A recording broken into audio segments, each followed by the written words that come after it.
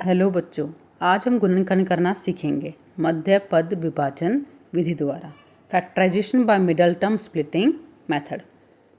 पिछली कक्षा में हमने देखा था कि हम गुणनखंड करते थे कैसे 6-7 तक क्लास तक कॉमन लेके कर लेते थे। लेकिन अगर हमारे पास द्विघात बहुपद है तो उसका गुणनखंड कैसे होगा, उसके लिए भी काफ़ी मेथड है। तो आज हम कौन सा मेथड कर रहे हैं? मध्य पद विभाजन विधि। द्विघात बहुपद का मानक रूप क्या होता है? ax² plus bx plus c। ए जहाँ a कभी भी ज़ीरो नहीं होगी, ये संख्याएं a b c क्या हमारी संख्या, लेकिन a कभी भी ज़ीरो नहीं होगा, b और c ज़ीरो हो सकते हैं। मानक रूप कैसे बनता है? किसी भी का भी मानक रूप कैसे बनाया जाता है? उसमें जो सबसे बड़ी घात वाला पद है वो सबसे पहला आता है, बाकी सब कहाँ आता है उसके बाद। अब हम एक एग्जाम्पल ले लेते हैं, x² प्लस 5x प्लस 6। इसको हम कैसे लिख सकते हैं? x गुना में x स्क्वायर का मतलब यही होगा, प्लस 5 गुना में x प्लस 2 इंटू में 3।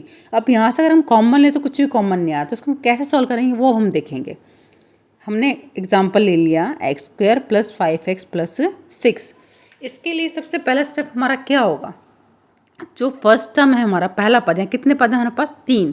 तो पहले पद के आगे जो संख्या होगी वो, और जो लास्ट संख्या होगी, लास्ट हमारा पद होगा वो, उनकी गुना करने पे कितना आ गया हमारे पास? 6।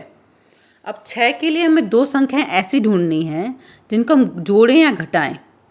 क्या आना चाहिए? जो बीच वाली संख्या है, बीच में क्या है हमारे पास? प्लस 5। देखो हमने साइड में लिख लिया है कि गुना करने पे कितना आना चाहिए? प्लस का 6, और जोड़ने या घटाने पे क्या आना चाहिए? प्लस का 5। तो हमने पहले 1 और 6 ले लिए। 1 और 6 को अगर हम घटाएंगे तो कितना आएगा? 5 तो आ जाएगा, लेकिन एक साइन माइनस का आ गया और यहाँ कोई भी माइनस का साइन नहीं है, तो ये क्या होगा? हमारे अजम्पशन क्या होगी हमारी? रॉन्ग। इस तरीके से हम हिट एंड ट्रायल मेथड से कर सकते हैं।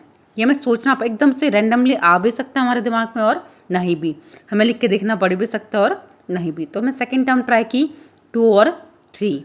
2 इंटू 3 कितना होगा? 6। ठीक है, मल्टीप्लाई करेंगे तो प्लस 6 आ जाएगा, और दोनों अगर प्लस के लेंगे तो जोड़ने पे कितना आएगा? 5। तो हमें क्या ध्यान रखना है कि गुना करने पे तो क्या आना चाहिए? पहली और आखिरी संख्या की गुना, और जोड़ने या घटाने पे क्या आना चाहिए? बीच वाली संख्या। साथ के साथ हमें उनके जो 7 सिंबल्स साइन है प्लस या माइनस, उनका भी ध्यान रखना है खासकर। अब देखो पहले हमारे पास कितनी टर्म थी? 3 से हमने कितनी टर्म बना दी? 4। 5 की जगह हमने x की जगह हम क्या लिख दिया? 2 और 3 लिख सकते हैं। 2x प्लस 3x कितना आएगा? 5 ही आएगा। बस हमने इनको टर्म टुकड़े कर दिए, 3 से कितनी बना दी? 4। अब हम क्या करेंगे? जो पहली जो टर्म है हमारी 2, उन दोनों में से कॉमन लेंगे और आखिरी 2 में से कॉमन लेंगे। और जो 2x और हमारा 3x है उसमें भी हम किसी को पहले लिख दें, उससे कोई फ़र्क नहीं पड़ता, कोई भी पहले लिख सकते हैं, चाहे 2x पहले लिखो चाहे 3x। उससे मैं 2x पहले लिख दिया, फिर क्या लिखा हमने? 3x। अब पहले हमने कॉमन लिया, कितना आ गया? x। अंदर क्या बच गया? x प्लस में 2, प्लस फिर क्या कॉमन आया हमारा? 3। अंदर क्या बच गया? x प्लस में 2। लेकिन हमें अब यहाँ पे हम क्या देखेंगे? जो हमारे जो दोनों ब्रैकेट के अंदर वैल्यू आ रही है वो हमेशा क्या आनी चाहिए? सेम।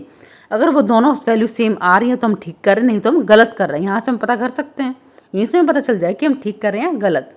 अब x प्लस 2 कितने बार आ रहा है? 2 बार, उसको हमने 1 बार लिख दिया। और x प्लस 3 कितनी बार आ रहा है? 1 बार, उसको हमने लिख दिया। तो जो हमारे पास क्वेश्चन था हमारा द्विघात बहुपद था, उसका गुणनखंड हमने कर लिया, और वो क्या है हमारे पास? हमारा x प्लस 2 x प्लस 3। और ऐसे हम बहुत से एग्जाम्पल्स ले सकते हैं जिसमें माइनस की टर्म भी हो सकती हैं। यहाँ तो हमने एक एग्जाम्पल है सिंपल सा जिसमें प्लस की टर्म थी, माइनस की भी हो सकती हैं। तो इस तरीके से हम और क्वेश्चन सॉल्व कर सकते हैं। धन्यवाद।